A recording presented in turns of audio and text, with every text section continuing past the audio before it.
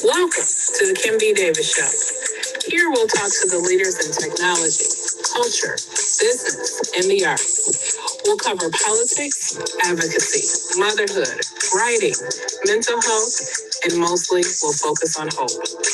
Join Kim B. Davis, author, playwright, radio personality, event consultant, professional speaker on the Kim B. Davis Show.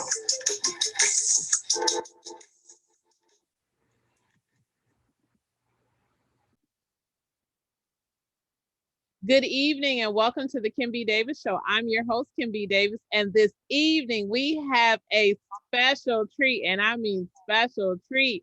We have Espy Thomas, who is the queen of awesomeness. If you guys do not know about sweet potato sensations, let me tell you, better go and get you some. But it is her family business, and we're talking about success stories about women in business. Good evening, Espy. How are you? Thank you for joining the show. Thank you for having me. So, Espy, Sweet Potato Sensations is this amazing restaurant that has soul. It has its own unique vibe. It is nationally recognized, and I probably would be remiss if I didn't say globally recognized, because I know you guys have had some real heavy hitters in terms of celebrities and politicians who have graced your restaurant. Tell us how you guys came up with the idea for Sweet Potato Sensations and how that all came to fruition. Okay, word up. So first of all, as always, thank you for chatting with me and letting me talk about our family business and all that good stuff. I always appreciate the opportunity to just talk about what we do and how we got started and what it means to myself, my sister, and our family. So we've been around for the last 30, I think it's 34 years. 33 or 34, I can't remember the actual number, but it started in 1987 because my father loves candy yams and my mother does not like anything sweet on her dinner plate. And so when they first got married, my mother wasn't making candy yams or whatever. My dad was like, where's the candy yams? And so because my mother doesn't like anything sweet on her dinner plate, she doesn't like coconut shrimp, sweet and sour chicken, anything like that. So she decided to make my father a sweet potato cookie to kind of shut him up, because my mother loved cookies. So she's a cookie monster. So she figured there was a correlation, like, okay, I'll just make him a cookie and that'll kind of appease him. And so she made the cookie and it was good. And people, started asking her for the recipe and whatnot. And she was like, oh yeah, girl, I'll send it. But she just never did. And not because she didn't want to, but just because, she's a mother, 2 children. She just didn't have the time. She just didn't send it. So we just started doing more and more with the cookie, and people just kept saying, this is really, really good. So we did in Rosedale Park. They had they still do, but they have 30 block garage sales. Mm-hmm. Everybody will open up the garage and just sell everything. And so we decided to do a market test, basically, to see if anybody else other than our family and our close friends like this cookie. And so we had 125 bags of cookies. And in less than 3 hours, they were all gone. Wow. We're walking from blocks over, like, I heard you got some cookies over here. There's some cookies. I got some cookies. And so we had a survey and we asked people, do they like the cookie? What would you want the cookie? The name of because at that time it was called Mrs. T's Sweet Potato Cookies. Because my mother, before she did this, she had an in-home daycare because she wanted to take care of me and my sister herself. And so she ended up being the neighborhood daycare lady. So all her friends could go back to work and she stayed home and took care of us. So all of us called, except for me and my sister, called her Mrs. T. Mm-hmm. And so that's how this whole thing got started. People didn't like the name because at the time, Mr. T had just bought a property and apparently cut down all the trees. So the tree huggers of the world were like, Mr. T. Mm-hmm. So my dad went to sleep one night, woke up in the morning, had a dream. It was like, Sweet Potato Sensations, the greatest taste in the nation. So that's where the name came from. And that's how we got started. I tell people it's a love story. My father loved candy yams. My mother loved my daddy so much she wanted to fix his sweet tooth. And my dad loved candy yams just a little bit more. So that's what I tell people. It's a love story. So that's how it all got started. That is a beautiful love story. And that's a wonderful story. And, it's funny because when you talk about the Rosedale Park, 30 block garage sale, it is still popular. And if Yeah. anyone who's listening is familiar with the metropolitan Detroit area, specifically in Detroit, it's a historic neighborhood that has this unique garage sale where it's the entire neighborhood and you literally can find all kinds of wonderful things just going through the neighborhood. Right. And to be able to take your cookies and to be able to get rid of them in less than 3 hours, basically people were going by word of mouth, I would assume. They Exactly. were like, yeah, it's some cookies over here. Let's go get some Yeah, cookies. like some cookies or some cookies over there. What's going on? Yeah. And that's a wonderful thing. So you took the idea, or your mom and dad took that idea and Mhm. decided to go into the brick and mortar business by No, not no, okay. oh no. Oh no. So I feel like a lot of times people right now are like taking an idea and going straight to market. They're going straight to a building. And so this was back, I mean, we're talking about 33, 34 years ago. This is back when there's no Tech Town, there's no Prosperous, there's no Build, there's no any of these incubator programs that assist people in really figuring out how to do this thing. So we went into our basement, like many other Black women been doing for years. We have been entrepreneurs since the beginning of time. Okay. So we've been doing things out of our home, daycare, cooking, cleaning, shopping, nursing babies, mowing lawns, paper routes, everything. We've been doing everything, doing hair, doing nails out of our home. So we took our idea in this business into the basement of our home. We had commercial ovens in the basement. We had this red Formica countertop we had put in the basement. Our home number 313-532-7996 became the bakery phone. And so there was an office down there and everything happened. The mixers, the ovens, everything happened in the basement. This was before there was a whole commercial kitchen situation and all that kind of stuff you could do what's now called cottage law. So that was in our basement. I don't even know how many years, maybe a couple. And then we had to go into commercial kitchens in order to get our product into consumers that would actually be able to buy it from a store for to be approved to do that. Okay. Yeah. Excellent. So I'm sure there had to be some thought process, some planning that had to go from making that transition from the basement to an actual official commercial kitchen. Can you talk to us a little bit about what that's like? Because a lot of times people will say, oh, I bake cakes or I make pies or I design things and I really want to have a commercial space. But the Right. money part of it scares people. Right. You said the what scares people? The money part, the financial. Yeah. Well, I mean, in essence, that shows your business being stable if you're able to pay to do what you need to do. So you cannot rely on free spaces all the time or spaces at your home all the time, as far as I'm concerned. So I'm able to see like, okay, this business can stand on its own because I'm able to rent a space for whatever price it is and to make sure it can sustain. Is the business actually sustainable? For me to pay $20 an hour, $40 an hour, whatever the hourly rate is, go in and to prepare my items in a licensed commercial kitchen and then be able to turn over so many items to replenish the amount of money you spent in the commercial kitchen. So, I mean, at that time, we went into the community house in Rosedale Park. And of course, I'm like 8, 9. So I don't remember the innermost workings of how much that may have cost, but I knew it was a process that we had to do. I know we still had to have freezers at home where we stocked things because we couldn't leave things at community house. We had to actually make and mix and whatever bake there, but the things had to be packaged and come back and then go out to our consumers. So we were in trade win videos. Our first account was Rocky Peanut Company way back in the day. That was our very first account. So it's definitely something to be able to factor in all the needs of the business to make sure that it's actually sustainable, when you're getting started. Because that's part of it. Packaging, you're a commercial kitchen, your labels, all those different kind of things to make sure that it can stand on its own. And then also just doing markets, doing taste testing, benchmarking, making sure that people really want what you want, what you're making. Everybody might not want it or everybody might not like it.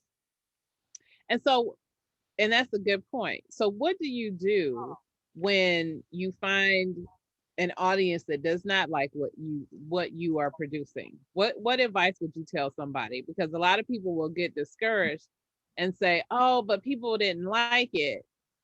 Is there a process that you go through to either retool, or you rethink about what your audience actually is comprised of? Right. So I think, let me think about that for a second. Mhm. So my first thought is, if you make it for everybody, you make it for nobody. Good point. Right. So Mhm. I say that, but I also think that if you was like for us, right? So we have sweet potato. Mhm. Everybody don't like sweet potato, but we are for a niche audience. We're for a certain person that likes sweet potatoes. Mhm. In addition to that, we also have other items for people that don't like sweet potato, Mhm. so that we're able to kind of corner that market. We have our niche items. Then we also have some other things that the people just like. This part of the Black experience, part of our culture, part of our ancestry, part of our legacy, all those things. So I would listen to what people are saying. So like if somebody is saying this is burnt, this is not, this got too much salt, you may want to look at those kind of things. But if you just make banana pudding and you make banana pudding this way and that way with strawberries or whatever, maybe somebody's like bananas, so they're not gonna like banana pudding. But I wouldn't change your whole entire thing because somebody that doesn't like bananas don't like your banana pudding. They probably won't like anything bananas. But if it's actually some constructive feedback to your process or the flavoring or something, then you might want to take heed to some of it. But I don't, everybody has a different taste buds. Everybody, mama, grandmama, big mama, uncle, granddaddy, they made something different. And I just don't get offended anymore. And people say, oh, I don't like that, or that's got too much of something in it. I say, oh, you don't have to like it, but somebody definitely does. And, if the masses are liking something versus a couple, three may not, then I have to weigh those kind of things out to kind of see if I'm going to say anything about something, or if I'm going to just, if it's one or two people, I'm just like, okay, maybe they just have a different taste buds. Excellent point. So now I want to switch over a little bit, because you had, and I know that this has been a while, but you had this phenomenal experience with billionaire Warren Buffett. Can you talk a little bit about that and give us some nuggets of what he shared with you? Because I think that they're important. Okay. That's so funny. Sometimes I want to repost that picture more, but I just kind of like post it one time and just let it go. So this was, wow, I would say it was a while ago. And I had an opportunity. So I was in the Goldman Sachs 10,000 small business program. And when they were launching the program in Detroit, it was a pretty big deal. And when they launched the program in other cities and states, everybody looked the same on the program. And so they wanted somebody that was going to be in the program that looked a little bit different. And so, of course, they come looking for me, right? And I turned it down a few times because I was like, I didn't know what was happening. I just said, oh, no, I don't want to. I had some other stuff going on. I was like, I don't want to do it. I don't want to do it. And so they kept saying, you're going to want to do this. You don't want to miss this. I can't tell you why, but you don't want to miss this. And after a while, I said, okay, I'm going to go ahead and do it. And so I had the opportunity to meet Warren Buffett. And I don't get starstruck too much by people, because I think at some point, really, we all are just regular people that made it, or that had an idea, or got some type of clout or something. And so I know at the end of the day, they're regular people. But of course, it's Warren Buffett. So what can I say? So I had the opportunity to meet him before our press conference, and he gets down on one knee and was like, Espy, will you marry me? And I was like, Warren, get up. This is an 80-something-year-old man to just like jump down on his knee and was like, will you marry me? So I met him I was with him on like 2 or 3 occasions. That was the first time. But the second time, I went to like a fundraiser thing for Goldman Sachs, and I was coming straight from work, and I'm funky punky and all my artistic self. I got on like this paisley print dress, cowboy boots, and a little orange sweater. I come into this events with all these people, suits on, and these black suits and blue suits and these ties and all these. And I'm looking at myself like, you need a dress, you need a suit. I started looking like, you need to do something, right? And he was like, Espy. And I was like, And I made some kind of comment like, oh, I should probably have on a suit. I don't know. I said something. And he was like, you are fine just the way you are. This makes me remember you because you stand out because you're different. And I just kind of took that a lot and I ran with it because it, for somebody that's like I am, and for him to say that you don't look like everybody else, you are needed. And even with the Goldman Sachs program and me being the face of it, they wanted something that was different. They didn't want to represent Detroit the same way they represented every other place. And for me, business looks different. And I think that we should own what that looks like. And we should not have to look the way anybody else looks in order to get our point across. I'm not saying come outside in pajama pants and a cutoff shirt, you go into a professional meeting. But we should be able to show up in our true authentic self and represent ourselves and our brand in whatever way how it should be represented, and for that to be good enough. And so that kind of just sparked me on a whole nother, it just pushed me even more forward into showing up the way I needed to show up, because I do my best work when I'm myself. And not that I needed anybody else to affirm that, but I feel like we all need permission sometimes to be our true authentic selves in any kind of way. So for him, who always wears a suit and some type of red tie, for him to just say that little nugget to me, it was a lot. It was a lot. Just like, okay, I don't have to put on, because I'm always like, do I need to have a suit on? Do I need a kitty heel? And that's not me. It is not me. And so it just kind of streamlined me forward into like really stepping into even more of myself, which I think scares people sometimes. Like, I'll be like, you know how I'm coming now. Don't be trying to make me be anybody else but myself. I'm coming just the way I know how to do it. So that is an amazing story. And I think that the most important well, there's lots of important messages, but one of the most important messages that always resonated with me was that you were able to give yourself permission to be you, to be your most authentic self. You like big, bold, bright colors and patterns.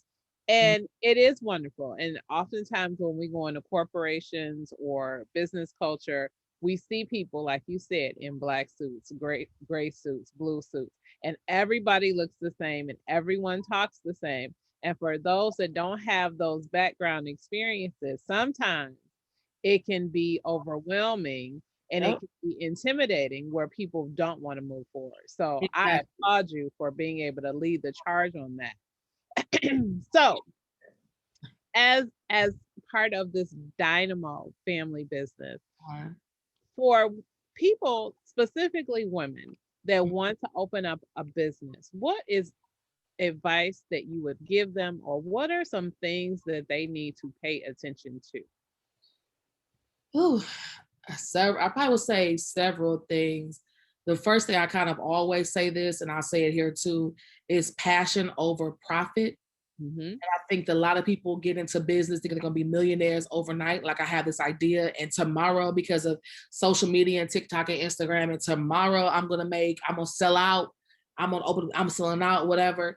And that's not always like the case. So I think that going into, because you love this thing, versus I'm going into because I want to make money right now. Because if you're going into it just for the money, you might stop tomorrow or a couple of weeks when you're not making the money you need to make. I would definitely say that, especially in Detroit. I'm not sure where this is airing, but especially in Detroit, there are so many business incubator programs. I think more so than any other city or state I've ever. People used to reach out to me all the time, like, "Oh, I'm in Atlanta, I'm in Chicago. What do we?" I'm like, I don't know what's there. I just know what's in Detroit. So I think that with people that don't have any business knowledge, and that's not a put down. That's just like, if you don't know anything about where to start, what to do, a business plan, how to register your business, what a business is, how to separate your personal from your business so it's actually standing on its own, an LLC, a C Corp, a S Corp, all these different kind of things. There, I feel like if you got into a really good business program, if you really want to understand, if you really want to understand what you're doing, I would recommend any one of these. Tech Town is a good resource. I think is it called Build, when I did it, it was D-Hive. I think it's Build now, where you could go through the Build program and get some really good information on how to formulate your business, a business plan. I think Prosper Us is another program people can go through. There's probably some other ones I don't remember right at this moment, but there's definitely some business programs that are around that I think are very beneficial in helping people just decide, like, do I want to do this like this? Mm-hmm. Mm-hmm. So I think sometimes we have like, we go from 0 to 100 and not even knowing about 2, 3, 4, 5, 6, 7, 50, 70, 85. We just went from 1 to 100 and we forgot these middle things in the middle. They have to be buttoned up as well. And those are the things sometimes kind of just jumping around, that when it's time for grants, when it's time for funding, we don't have those things in place. So it's hard for us to get those things when we don't have our finances and paperwork buttoned up. So I would definitely suggest people looking into some of those programs, or if you have a cool person in your life, a friend or somebody that has that information, willing to share those things with you too, then that's what's up. But I definitely think being able to sit in a business class with other people that are on the same page as you, that are fleshing out ideas, that have questions, because sometimes people open up a business. Like for us, we started with just cookies, right? Mm-hmm. After a little while, we figured out, okay, we can't really pay the bills and have staff with just cookies. I don't mean cookies and brownies. I mean just cookies. I don't mean cookies and coffee, just cookies. So we figured out along the way, we're going to have to add some other items in order for this to be sustainable. Mm-hmm. What other do Black people like? What other people in our culture like? What goes with sweet potato? Sweet potato pie. So that's next. We started adding pies, cookies, cheesecake, cake, ice cream, cobbler, candy yams, muffins, cupcakes, soup, chicken, waffles, pancakes, grits. We added all these other things to help add to the business and make it sustainable. So sometimes there's other things that people can do. And then also understanding what your definition of success is. For some people, success is putting their business in a brick and mortar, which is a whole nother business model, which means you have rent, you have a mortgage, maybe you have lights, gas, you have a POS system, you have staff, you have insurance, you have all these other things, but really understanding what your business is. Some people, let's see, right now, are millionaires from their homes. They don't have any overhead. They may have had their little office where they write that off, so they don't have to have an actual brick and mortar. So that's something else, because some people, maybe you just manufacture. You don't need to have people that can walk in for retail service. You just manufacture a product. So I think it's like really understanding what all those elements and levels look like and what your business really needs. And like, what type of business is it? Does it have to be a brick and mortar? Can it be out of your home? Can you operate out of a studio space where you just ship things out to people and you don't have to have the extra traffic and also the extra overhead with the storefront? So I think those are some things people can really have to sit and think about for their business and what makes sense to them. Excellent points. Now, what would you say to someone who has a business, it's been open for a while, but they are struggling and they're like, oh, my business is failing. And I hate to use the word failing, but they feel like it's failing. What advice would you have for them to help push them to keep them going? Oof, I feel like that's everybody at some point.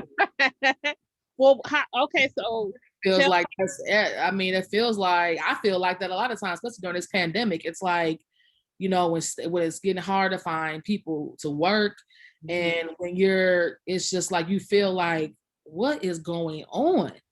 Like, you just kind of start to sit back and look at everything and think like, are we doing the right thing? Do we do this right? Do we, you know, it's just like, you really, I think this is a question everybody kind of goes through. I think that, I mean, hopefully those individuals, us, because I'm not gonna even separate myself from that thought process, has people that they can flesh those ideas out with and those thoughts with about what's going on. For myself, I never stopped taking business classes. So I'm always in a networking situation, in a workshop, in a program where people actually have said to me, why are you even here? Because y'all are like, and I'm like, no. I still need to be listening because things change, things adjust. something new comes out, I don't know about it. And I want to stay on top of the opportunities and what's happening as well. So I'm always, 'cause I was in school for art. Mm-hmm. I'm an artist. And so I know how to run the business, but some of the business things, that's not my thing. So I have to stay on top of that. I'm not gonna claim to know everything. I do not know everything. I do the best I can. And I try to find the information that I need to find so I could be better than what I was yesterday. So I would just for me, what's helped a lot, especially like during this time, is talking to other business owners and having those network of people that are also struggling, also thinking about what am I doing, also having the same issues, because 9 times out of 10, you are not by yourself. Mm-hmm. Mm-hmm. But a lot of times as business owners, we feel like we're on an island and we don't want to tell people that we're struggling in thought or either in business because it could be frowned upon. People are like, oh, I thought they were, I thought all these things. Because people a lot of times hold a business owner at this level that's not even fair. But we are human beings. We're whole humans too. We need hugs and good energy. And we get sad when somebody calls out of work. We're sad. We're not like, oh, forget you or whatever. We're like, oh, man. So I would just hope that those people that are having those thoughts are surrounded by people that will kind of look at what's going on. And maybe sometimes it is a space where it's like, this has been going on for a while now. Maybe it's not just a season. It's been several seasons. It's been since the beginning. So you might want to rethink some things. Maybe you bring some new energy in. Maybe you try a different product. Maybe you merge with somebody else. Maybe you add some things from that makes sense. Maybe you have a younger person in your family that might have some thoughts and ideas that might help refresh things. Those are some of my first thoughts of some stuff I would. I'm always trying to connect with people and listen to what people are saying and bring things in that might be helpful if we don't do that. So, and those are helpful points. So here's my last question. Sure. You mentioned passion over profit. Yeah. And I love that statement. But I don't know if you've heard Mark Cuban. Mark Cuban said, don't do what you're passionate about. Do what you're good at, because that's what you can make money at. What would you say to someone who gave you that argument, but someone else was really passionate about something and they were trying to convince them what they should do? Okay, Mark Cuban said, do what you're good at, not what you're passionate about. Yeah. Why can't those be the same? Exactly. I'm asking a question. I'm looking for an answer. I hear what he's saying. I hear that. But I would argue, why can't it be the same? Excuse me. That would be my first thought. Because hopefully what I'm doing is what I'm passionate about. Like, I mean, what I'm good at. But I see that, I mean, I know sometimes people do things that they're passionate about, but they forget the thing that they're really good, that they're really good at. So I think the thing that you're really good at doing, sometimes somebody has to remind you of that. Yeah. And sometimes it could be stuck deep down in something that you don't like to do. And like you're so like caught up in the thing that you're doing.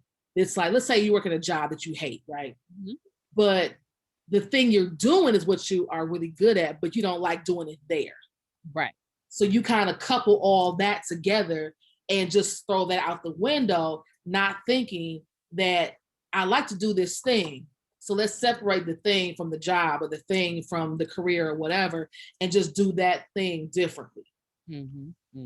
So I don't know. I would have to argue that a little bit, but I would like to hope that you're doing what you're good at and applying it to what you're passionate about, or finding a way to do those kind of move those things together.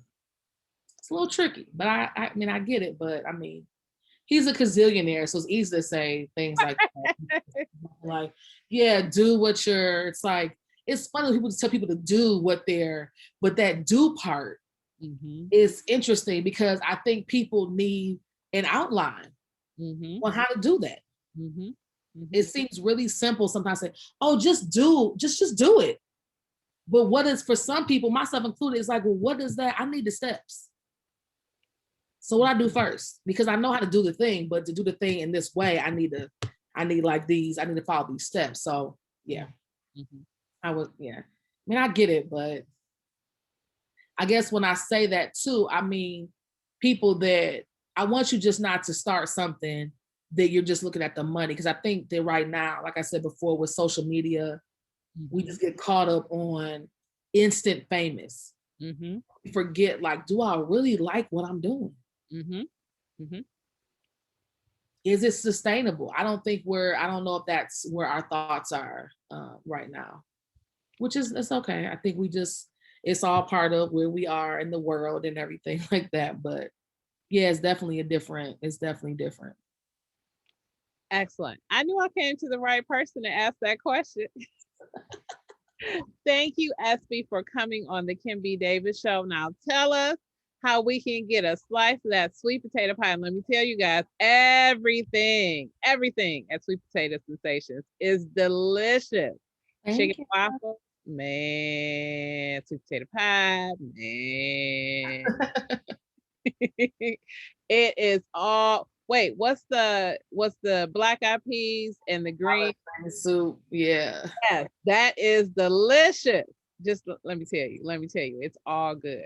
Tell us where we can find Sweet Potato Sensations, Of how we course. can order, and where we can find you on social media and talk to you. Okay, so Sweet Potato Sensations, the greatest taste in the nation, keeping the legacy of George Washington Carver alive and representing Black culture in its most beautiful excellence ever. I will say that. We are on Losser and Grand River across from the historic Redford Theater. That's 17337 Losser. Detroit, Michigan, of course. I say we in Detroit neighborhood. Everything beautiful does not always happen in downtown and midtown. The gritty and the pretty and the authenticity of the city lies in Detroit neighborhoods. That's where we are. We are open Friday, Saturday, Sunday from 12 to 6. If you're looking for a career opportunity, we could be open other days. But right now, when staff is short, so are the hours, okay? So we're Friday, Saturday, and Sunday from 12 to 6 because self-care is also very important to us. So not gonna burn both candles at the end or whatever they say. We have a website, sweetpotatosensations.com. Let's see what else. We on Instagram, Facebook. Let me see what else. Oh, 313-532-7996 is the phone number. You can call in, place orders over the phone and pick it up, or come in and see what we have and grab what you want. Let me see. I am Edifly Espy on all social media channels. If you want to talk to me, that's what's up. On Facebook, Edifly Espy. On Instagram, Edifly. I just deal with those two really. I don't really tweet or nothing like that. I think that's it, I guess. Did you ask for anything else? I think that's, I think we covered it. Give us the phone number again and the website again. 313-532-7996. And the website is sweetpotatosensations.com. No E on potato, no. S on sensations.com. And you can reach us that way. You can click the catering tab. You want to place an order like for pickup for like a baked good, like a big cake or something like that. If you're looking to place an order. And you can talk to me that way because I'll be taking those emails. Excellent, excellent, excellent. Thank you, Espy Thomas, for coming on the Kim B. Davis Show. We so appreciate you for sharing this wonderful story, giving us nuggets, telling us how important it is to be authentic, and it is okay to be you and to walk forward and be passionate about what it is that you do. Yes. Thank you so much. You're welcome. Thank you for having me. Thank you. Thank you guys for tuning in to the Kim B. Davis Show. You know, you can find me on Facebook, Instagram, Twitter, LinkedIn, Snapchat, and TikTok. Bachelor is spelled BATCHELOR. You can see this show on youtube.com/Kimberly Bachelor Davis. You can hear this show on Apple, Spotify, Google, and Stitcher. You can find out more about me as an author at kimbdavis.com. And I hope to see you on our next episode. And as always, remember, be magnificent.